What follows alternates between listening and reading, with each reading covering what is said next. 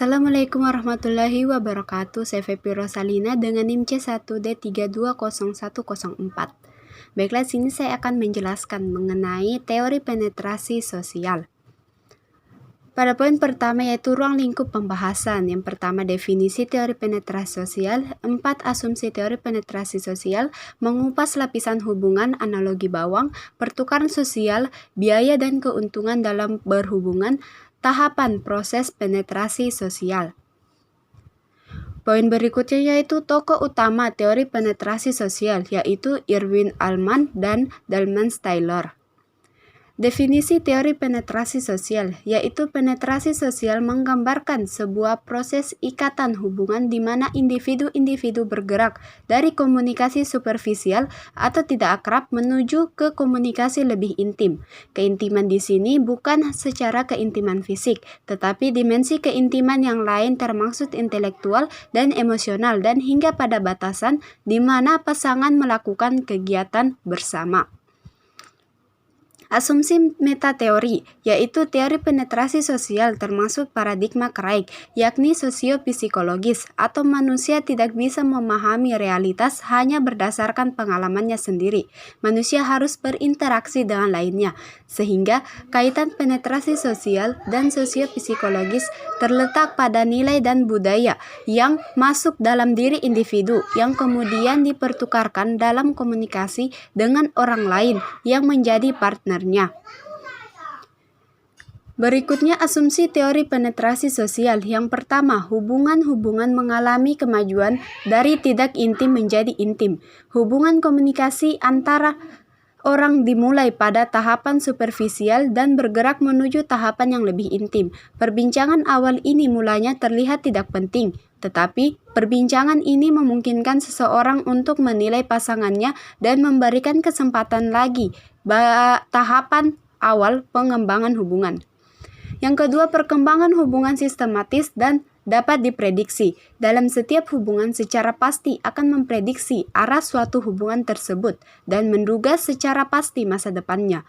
Orang tampaknya memiliki mekanisme penyesuaian yang sensitif yang menampukan untuk memprogram secara hati-hati hubungan interpersonal mereka. Yang ketiga, perkembangan hubungan mencakup depenetrasi dan disolusi. Depenetrasi di sini dapat terjadi dalam hubungan terjadi suatu konflik, dan konflik tersebut menghasilkan disolusi atau tidak adanya solusi. Kemiripan proses ini dengan sebuah film yang diputar mundur, sebagaimana komunikasi memungkinkan sebuah hubungan untuk bergerak maju menuju tahapan keintiman. Komunikasi dapat menggerakkan hubungan untuk mundur menuju tahap ketidakintiman. Keempat, pembukaan diri adalah inti dari perkembangan hubungan. Pembukaan diri sebagai proses pembukaan informasi mengenai diri sendiri kepada orang lain yang berupa informasi signifikan. Pembukaan diri membantu membentuk hubungan masa kini dan masa depan antara dua orang, dan membuat diri terbuka terhadap orang lain memberikan kepuasan yang intrinsik. Pembukaan diri dapat bersifat strategis dan non-strategis. Selanjutnya, mengupas lapisan hubungan, analogi bawang. Lapisan tertular adalah citra publik. Seseorang dapat dilihat secara langsung atau segala sesuatu yang terbuka di publik yang kita perlihatkan kepada orang lain secara umum, tidak ditutupi. Lapisan kedua, resiprositas, yakni proses di mana keterbukaan seseorang akan mengarah orang lain untuk terbuka. Ini adalah hal utama dalam teori penetrasi sosial. Dua dimensi teori penetrasi sosial. Yang pertama, keluasan atau breadth yang merujuk pada topik yang didiskusikan dalam suatu hubungan. Yang kedua, kedalaman atau depth merujuk pada keintiman yang mengarahkan diskusi pada suatu topik. Berikut merupakan ilustrasi dua dimensi penetrasi sosial, seperti yang telah tampil pada layar Anda. Berikut contohnya yaitu ketika seseorang mahasiswa memasuki perkuliahan untuk pertama kalinya dan mahasiswa tersebut bertemu dengan mahasiswa lainnya yang belum dikenalnya. Mereka berkenalan dan saling bertukar informasi mengenai diri mereka. Misalnya, Menilai asal daerah masing-masing mahasiswa, ini termasuk dalam citra publik. Semakin lama mereka saling melakukan interaksi dan mulai memasuki proses resiprositas. Dalam hal ini, mereka saling bertukar informasi mengenai diri mereka lebih dalam. Tahap proses penetrasi sosial. Yang pertama, orientasi, membuka sedikit informasi tentang diri kita kepada orang lain, yaitu tahap orientasi terjadi pada tingkat publik, hanya sedikit mengenai diri kita yang terbuka untuk orang lain. Selama tahap ini, pernyataan-pernyataan yang dibuat biasanya hanya hal-hal yang klise dan merefleksikan aspek superficial dari seseorang individu.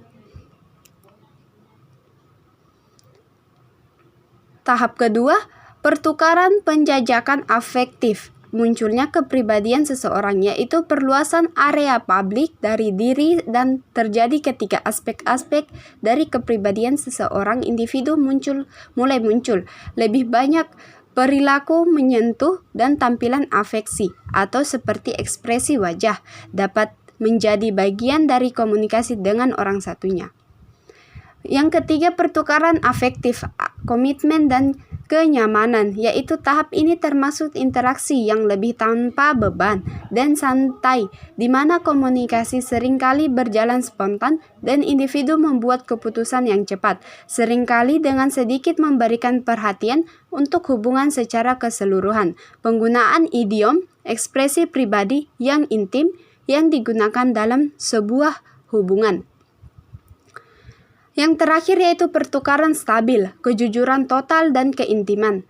Penetrasi sosial percaya bahwa terdapat relatif sedikit kesalahan atau kesalahan interpretasi dalam memaknai komunikasi pada tahap ini. Kedua pasangan ini telah mempunyai banyak kesempatan untuk mengklarifikasi setiap ambiguitas yang pernah ada dan mulai untuk membentuk sistem komunikasi pribadinya. Mungkin itu saja yang dapat saya jelaskan. Thank you for watching in my video and wassalamualaikum warahmatullahi wabarakatuh.